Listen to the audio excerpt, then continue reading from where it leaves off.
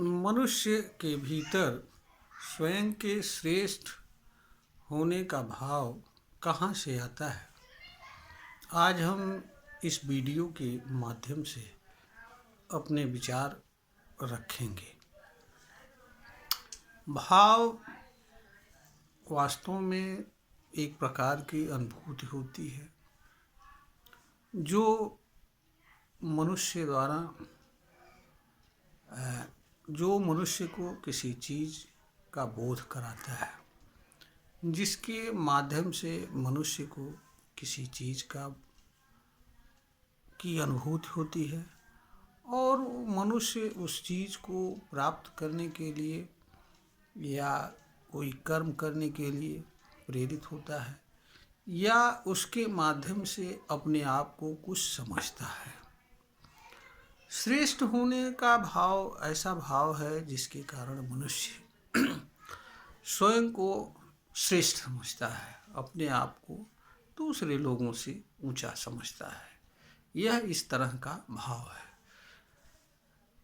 अब प्रश्न यह उठता है कि यह भाव कहाँ से आते हैं। भाव जो भी मनुष्य के अंदर बनते हैं वह सभी भाव मनुष्य के मन के भीतर बनते हैं।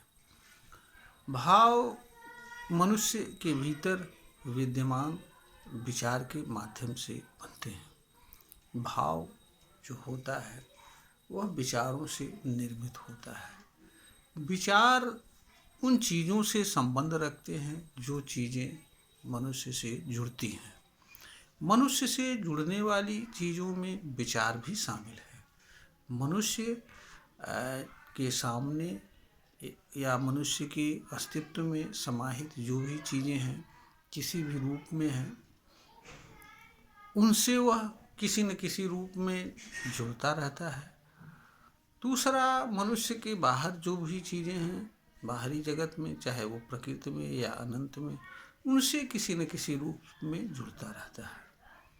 और मनुष्य के सामने अनेक प्रकार के पुस्तकों, लेखों या व्यवहार जगत में तमाम तरह की कथा, कहानियाँ, किस्से, चाहे वो किसी व्यक्ति से जुड़े हों, चाहे वर्ग से जुड़े हों या समाज से जुड़े हों, तो जो विचारधाराएं, धारणाएं पहले से विद्यमान होती हैं और जो ये बताती हैं कि ये श्रेष्ठ होते हैं, यह लोग निम्न होते हैं।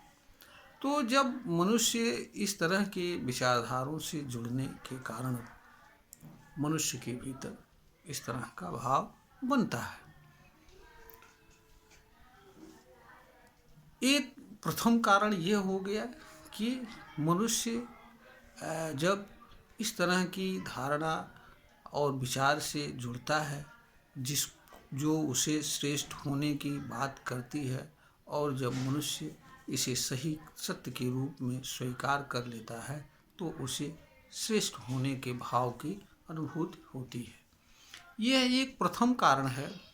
इसके अतिरिक्त दूसरा कारण यह होता है कि मनुष्य का जो काया होती है और उससे जुड़े हुए गुण होते हैं वह सब कुछ अलग अलग होते हैं। हेरिडिटिकल गुण भी अलग अलग होते हैं, प्रकृति के माध्यम से, वातावरण के माध्यम से, अन्य माध्यमों से जुड़ने वाले गुण भी अलग अलग होते हैं। इस कारण से हर मनुष्य के भीतर विद्यमान विशिष्ट प्रकार की प्रतिभा, गुण और कला तथा इनसे जुड़े कर्म अलग अलग होते हैं। मनुष्य अंदर और बाहर हर जगह विषमता से जुड़ा होता है। इस कारण से विषमता से संबंध रखने वाले विचार बनते हैं। विचार और भाव मनुष्य के मन के भीतर स्वाभाविक रूप से बनने वाली प्रक्रिया है। इसमें मनुष्य की कोई भूमिका नहीं होती है। यह वैसे ही बनता है जैसे बल्ब से बिजली के जुड़ने पर बल्ब जलने लगता है। मनुष्य बहुत सारे विचारों को जान भी नहीं पाता है, वो कब बन रहे हैं, कैसे बन रहे हैं, कौन सी चीज़ बन रही है। मनुष्य को केवल उन्हीं विचार एवं भाव का बोध होता है जो उसे किसी प्रकार की पीड़ा या तकलीफ देते हैं, या उनके माध्यम से जब वह किसी बाहरी चीज़ से जुड़ता है या भीतर की चीज़ से जुड़ता है तो उसे मालूम होता है। जैसे अगर कोई व्यक्ति जा रहा है तो और उसके सामने जलेबी बन रही होती है तो जलेबी खाने का विचार आता है और उससे निर्मित भाव का बोध मनुष्य के भीतर होता है और मनुष्य जलेबी खाने के लिए प्रेरित होता है। ऐसी अवस्था में या तो मनुष्य खाता है या किसी कारण से नहीं खाता है। इस तरह से जो विचार बनते हैं और भाव बनते हैं, इनका बोध मनुष्य को होता है। तो चूंकि मनुष्य को हर तरफ से विषमता का बोध होता है, इसलिए मनुष्य को ऐसा प्रतीत होता है कि उसका अस्तित्व दूसरों से के अस्तित्व से अलग है। यह एक प्रकार का मनुष्य का अज्ञान होता है और अज्ञान यही मनुष्य के भीतर अहंकार को जन्म देता है। अहंकार मनुष्य के भीतर श्रेष्ठता की प्रवृत्ति को जागृत करता है और श्रेष्ठता के कारण मनुष्य के अंदर ये आता है कि हम अलग हैं, वो अलग है और हमें इन पर नियंत्रण स्थापित करना चाहिए। इस तरह के अनेक प्रकार के काम भी करता है। तो जो इस तरीके से मनुष्य के भीतर जो दो मूलभूत कारण हैं जिनके आधार श्रेष्ठ होने का भाव बनता है। श्रेष्ठ होने के भाव का समर्थन मनुष्य के साथ जन्म से जुड़ने वाली चीज़ें भी होती हैं। क्योंकि मनुष्य अलग अलग परिवेश में, अलग अलग परिवार में, अलग अलग हैसियत वालों के यहाँ जन्म लेता है, इस कारण से मनुष्य से जुड़ने वाली भी चीज़ें अलग अलग होती हैं। मनुष्य एक ही कर्म को अलग अलग मनुष्य अलग अलग परिस्थितियों में अलग अलग अपनी शारीरिक क्षमता और अनुभव ज्ञान के आधार पर करता है। इसलिए एक ही कार्य को करते हुए अलग अलग लोगों को कार्य का परिणाम अलग अलग रूप में मिलता है। इस कारण से भी इस तरह के विचार आते हैं, क्योंकि जिन लोगों को थोड़ा परिश्रम करके अधिक सफलता प्राप्त हो जाती है किन्हीं कारणों से, तो उनको ये लगता है कि शायद हम अधिक बुद्धिमान हैं, काबिल हैं, हम श्रेष्ठ हैं, क्योंकि दूसरे लोग बहुत अधिक परिश्रम करने के बाद भी उसी चीज़ को नहीं पा रहे हैं। तो ये मोटे मोटे 3 कारण हैं जो मनुष्य के भीतर श्रेष्ठता के भाव को जन्म देते हैं। पहला कारण, इस तरह की समाज में पहले से विद्यमान धारणाएं, विचारधाराएं, अगर मनुष्य उन्हें स्वीकार करता है तो उसे सत्य के रूप में ऐसा प्रतीत होता है कि वह दूसरों से श्रेष्ठ है। दूसरा, मनुष्य के जो विषमता से जुड़ने के कारण उसके भीतर अहंकार, ईगो जैसी चीज़ जन्म लेती है और ईगो मनुष्य को यह बोध कराता है कि वह अलग है, दूसरे अलग हैं, क्योंकि उसके पास जो चीज़ें हैं वह अनगिनत लोगों के पास वो चीज़ें नहीं हैं। उसमें ज़रूर उसका कोई न कोई पूर्व जन्म का कर्म होगा जिसके कारण यह चीज़ मिला है। इसी कारण से भाग्य का भी जन्म होता है।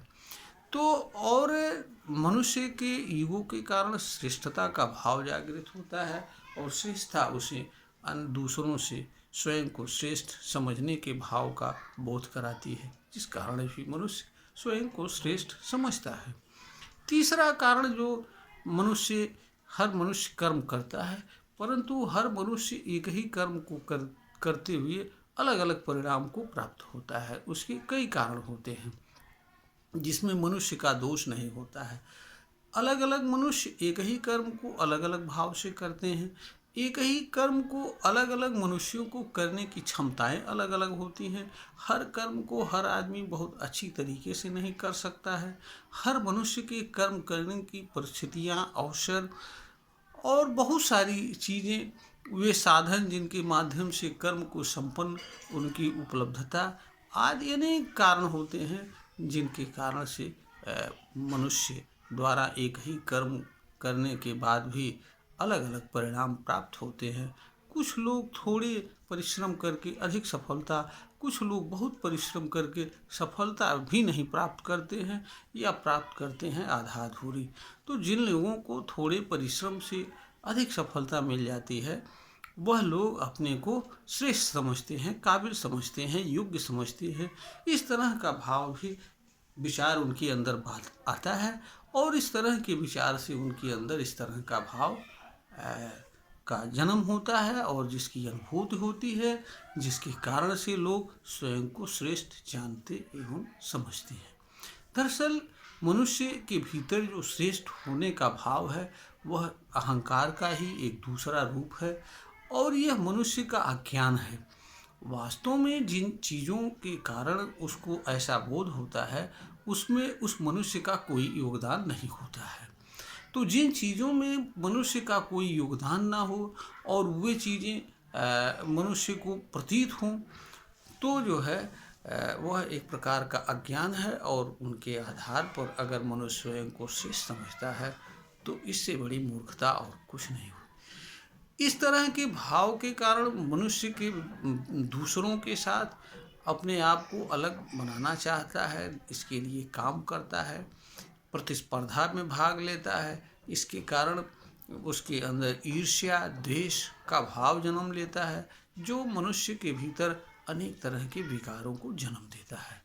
जो मनुष्य अपने आप को श्रेष्ठ समझता है वह अपने लिए अलग व्यवहार की अपेक्षा करता है, दूसरों के लिए अलग व्यवहार की अपेक्षा करता है और ऐसा मनुष्य इतना ही नहीं, इस तरह के श्रेष्ठता के विचार के अनुसार जो जो लोग उसे श्रेष्ठ अन्य लोग प्रतीत होते हैं उनके लिए अलग व्यवहार, उनसे भिन्न लोगों के लिए अलग व्यवहार, स्वयं के लिए अलग व्यवहार। इस तरीके से मनुष्य न तो स्वयं के साथ न्याय कर पाता है और न स्वयं से भिन्न लोगों के साथ न्याय कर पाता है।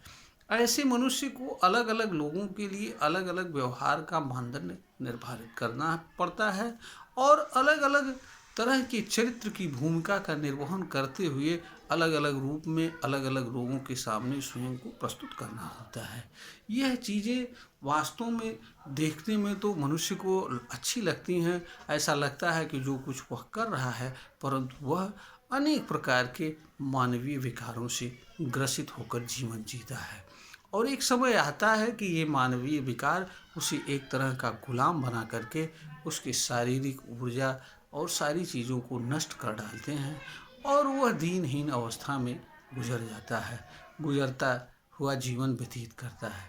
यह इससे जरूर कुछ लोग दूसरों को नुकसान पहुंचाते हैं परंतु स्वयं को सबसे अधिक नुकसान पहुंचाते हैं क्योंकि विकारों से मनुष्य के भीतर अनेक प्रकार के रोग जन्म लेते हैं जो मनुष्य को अनेक तरह की पीड़ा एवं दुख देते हैं।